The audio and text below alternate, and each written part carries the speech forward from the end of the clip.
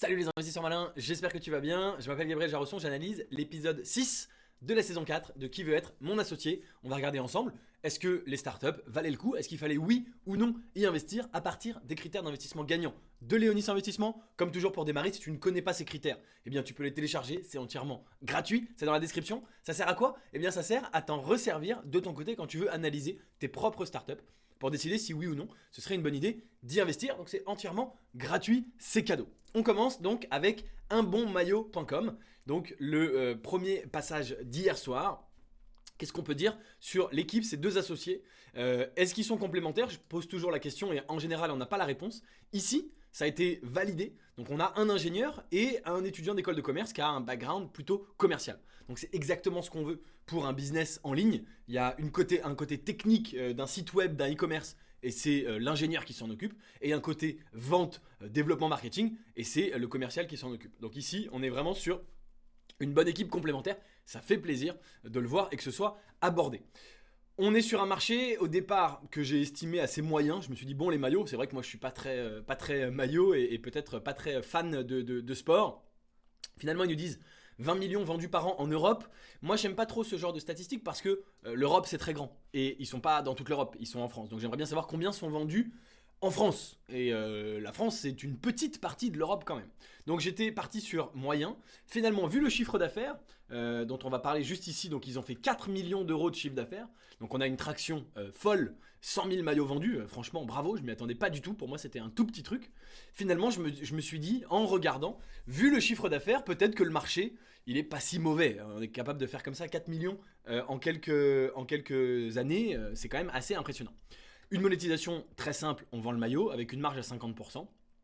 On n'a pas d'effet d'échelle digital puisque ce sont des produits physiques qu'on envoie, il y a de la manutention et puis il faut acheter les maillots hein, évidemment. L'attraction, on vient de l'aborder. L'avantage injuste, pas grand chose, c'est-à-dire que souvent, hein, je dis dans ces vidéos et je l'ai dit plus bas pour d'autres, tout le monde peut le faire. Ici, c'est un peu le cas. Ils commencent à avoir une marque avec 100 000 maillots et je crois qu'ils ont dit qu'ils avaient 50 000 clients. Ça commence à être un peu connu. En plus, le nom est plutôt sympa. Unbonmaillot.com, on comprend ce que c'est. Donc, ils ont un très léger avantage injuste. Alors, ce que je fais parfois dans des vidéos d'analyse sur YouTube, quand c'est vraiment comme ça, un peu léger, je mets voilà en petit. Donc, c'est orange petit. Donc, c'est vraiment timide. Mais tu vois, j'avais écrit mais pas fou. La valorisation 4 millions, c'est ok puisqu'ils font 4 millions de CA, 4 millions de valo, même s'il y a 50% de marge, donc c'est deux fois le résultat. Franchement, c'est. La marge brute, c'est deux fois la marge brute, c'est pas le résultat, mais c'est très honnête. Donc c'est pas mal. Ils prennent un deal avec Tony Parker et Kelly Massol pour 400 000 euros, donc deux fois plus que ce qu'ils recherchaient, et pour 30%. Donc ils divisent leur valo par plus de 2,5. Ils passent donc à 1,3 million de valo, mais ça reste effectivement un très bon deal, puisque avoir Tony Parker, quand tu es dans les maillots, c'est évidemment très intéressant. On enchaîne avec Epure, les roues de fauteuil roulant, les roues qui freinent. Alors, comme d'habitude, hein, ça a été mentionné pendant l'émission, je le redis ici aussi. Ici, on fait une analyse vraiment purement technique de la boîte du point de vue business. Ça n'enlève en rien l'aspect génial d'aider des gens qui en ont vraiment besoin et d'aider toutes les personnes en situation de handicap ou plutôt utilisateurs des fauteuils roulants qui ont peur de prendre une descente. C'est absolument génial. Maintenant, on regarde d'un point de vue business. D'ailleurs, ça a été mentionné, je crois, par Anthony Bourbon, je sais plus, qui a dit que, je sais même plus si c'était pour ce projet-là, mais que si finalement, quand tu as un projet à impact, si tu veux avoir le plus d'impact possible, c'est peut-être Éric Larchevêque qui a dit ça, eh bien, il faut que ton projet il fonctionne, qu'il ait une réalité économique, qu'il gagne de l'argent.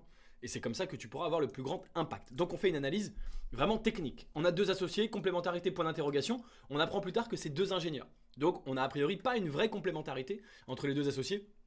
Puisque, tout simplement, deux ingénieurs, c'est deux fois le même profil. Le marché, c'est 400 000 personnes en France et beaucoup plus dans le monde entier. Donc, malheureusement, j'ai envie de dire, c'est un marché énorme. La monétisation, c'est très simple. Ils vendent les roues. Une marge supérieure à 50%. Donc, malheureusement, c'était en direct. J'ai pas très bien entendu, mais il m'a semblé, je suis quasiment sûr que c'est ça, qu'ils le vendent à 2000 et qu'ils le produisent à 700. Donc, si je dis pas de bêtises, c'est une marge tout à fait correcte. Si jamais j'ai mal entendu, il y avait du bruit, n'hésitez pas à me le dire dans les commentaires, mais je crois que c'était ça.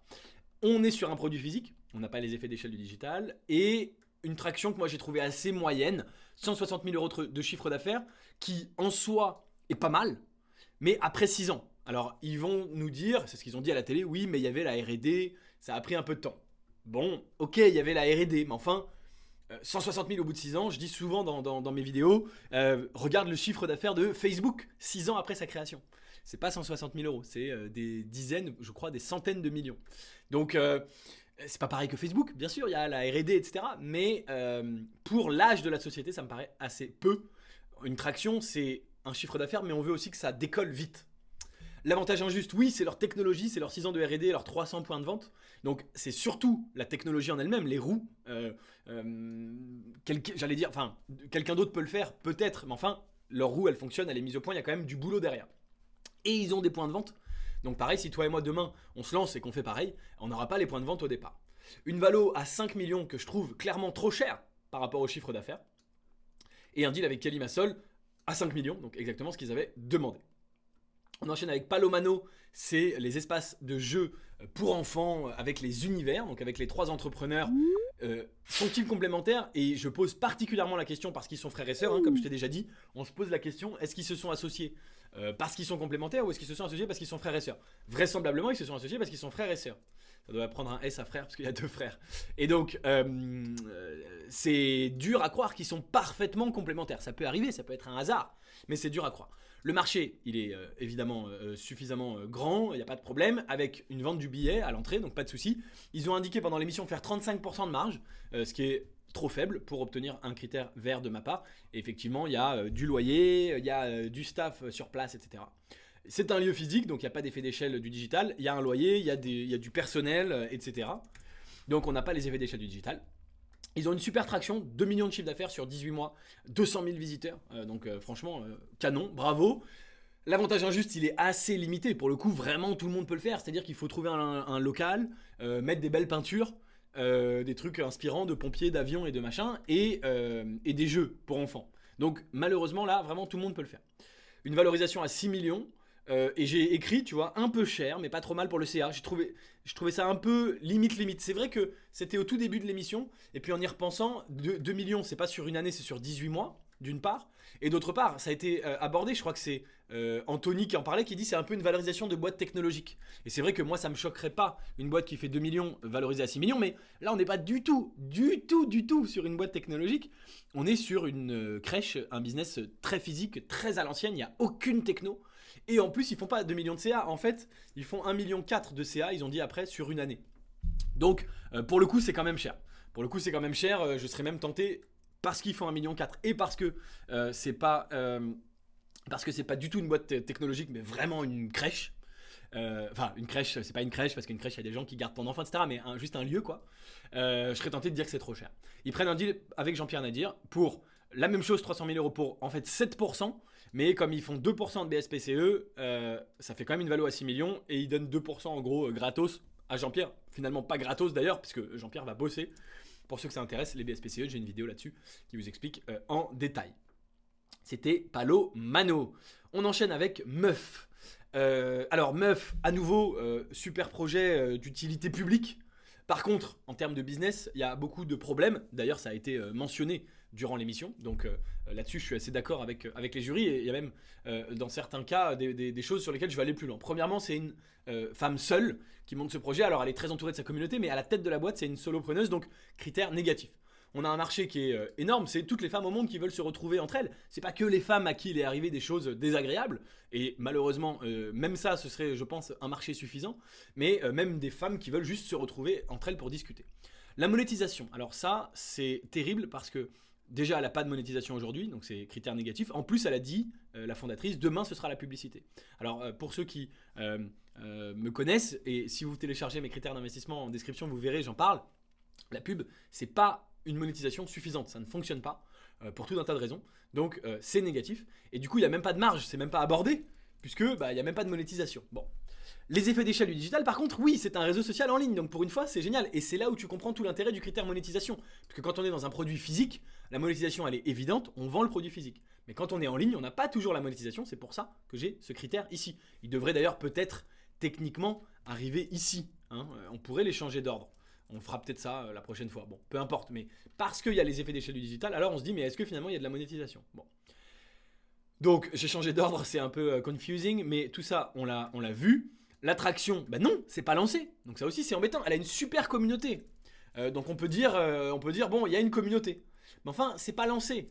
Moi, je regarde l'attraction sur les revenus, sur le chiffre d'affaires. Et ici, il y a zéro chiffre d'affaires, c'est pas lancé. Donc ça, c'est vraiment dommage. Ça a été dit par l'émission, je crois que c'est le commentateur, là, la voix off. C'est une question de timing aussi. Et là, le timing, il est pas bon. Voilà, l'avantage injuste, oui, c'est la communauté surtout, bien sûr. C'est ça qui est génial. C'est ça son avantage injuste. Ça, c'est un vrai avantage injuste. Donc elle a une communauté, c'est génial. Et un petit peu la marque. Meuf, moi j'aime pas cette marque, je trouve pas ça bon, mais c'est vraiment personnel. Il y a plusieurs personnes, je crois que c'est Stéphanie qui a dit moi j'adore, meuf c'est joli, bon moi mais peu importe les goûts, mais c'est une marque forte, mais c'est surtout sa communauté son avantage injuste, ça c'est vraiment génial. Et d'ailleurs j'aime pas trop, mais je suis pas la cible, donc finalement on s'en fout. Une valo à 3 millions, non, c'est trop cher car pas lancé, ça a été relevé notamment par Stéphanie et par d'autres, donc c'est malheureusement trop cher. On a ensuite Enercool. La peinture sur les toits, la peinture blanche. Donc on a 3 entrepreneurs, quelles sont leurs complémentarités? Ça n'est pas abordé malheureusement. Un marché énormissime, donc là il y a des milliards de mètres carrés à peindre. Une monétisation évidente, ils vendent la peinture. Une marge à 40%, c'est dommage, mais effectivement comme ils sont déjà 3 fois plus chers, ils peuvent pas se permettre je pense de trop augmenter leur prix, mais négatif. C'est un produit physique donc on n'a pas les effets d'échelle du digital. 800 000 euros de chiffre d'affaires, franchement bravo, avec une belle croissance, ils sont passés de 50 000, l'année suivante c'était je sais plus combien, 100 ou 200, et là 800, donc franchement canon. Ils ont une techno de peinture unique, donc ils ont un vrai avantage injuste, ils ont dit on est les seuls au monde à avoir cette techno, à mettre ces composés là réfléchissant dans notre peinture, etc. Donc génial. Une valo d'1 million, donc franchement pour 800 000 de CA, 1 million de valo c'est très correct, et ils prennent un deal avec Kelly Massol pour une valo à 2,5 millions, donc ils cherchaient une valo d'1 million, ils ont une valo à 2,5 millions, donc du classique Kelly Massol, vraiment très marrant. Mais là tu vois qu'on est sur un truc où, enfin moi, alors personnellement j'adore ce projet parce que c'est un truc vraiment tout bête, auquel personne n'a pensé et qui réduit juste la consommation énergétique, surtout donc en été, hein, bien sûr. C'est dommage, c'est un produit physique, ça correspond pas trop à ce dans quoi j'investis d'habitude, et la marge n'est pas tout à fait suffisante, mais à part ça tu vois qu'on a quand même beaucoup de verre. Franchement un très très beau projet, pour moi largement le meilleur projet de la soirée, avec un vrai impact absolument génial. Bon, ceci dit, il y avait des projets pas mal hier soir, hein, puisqu'on avait Épure avec les roues là, qui est vraiment très chouette aussi. L'impact que tu as sur la vie des gens, c'est assez dingue. La garderie c'était pas mal. Meuf, c'est voilà pareil, impact plus, donc assez cool, mais pas lancé. Moi j'ai envie de voir quand ce sera lancé. On termine avec Upfiner, que j'ai un peu moins aimé pour le coup. Moi je me vois pas utiliser un coffre-fort, mais c'est pas grave, donc c'est le petit coffre-fort pour mettre son portable.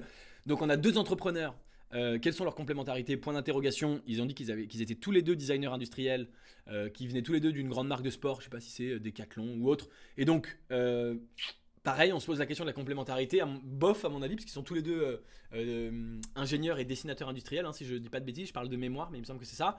Le marché, j'en ai déjà parlé dans mes vidéos précédentes de Qui veut être mon associé que tu peux aller voir. C'est un marché qu'il faut éduquer. C'est-à-dire que les gens ne se disent pas le matin, tiens, il me faut absolument un coffre-fort pour mon portable. Non, il faut expliquer aux gens, il existe une solution de coffre-fort pour ton portable qui fonctionne comme ci, comme ça, que si tu t'éloignes, ça va biper, etc. Donc, quand il faut éduquer son marché, mais que c'est pas un marché existant, c'est pas terrible. Une monétisation très claire, ils vendent le produit avec une bonne marge, ça a été abordé, elle est supérieure à 50%. On est sur un produit physique, bien sûr. Traction 500 ventes, quel dommage.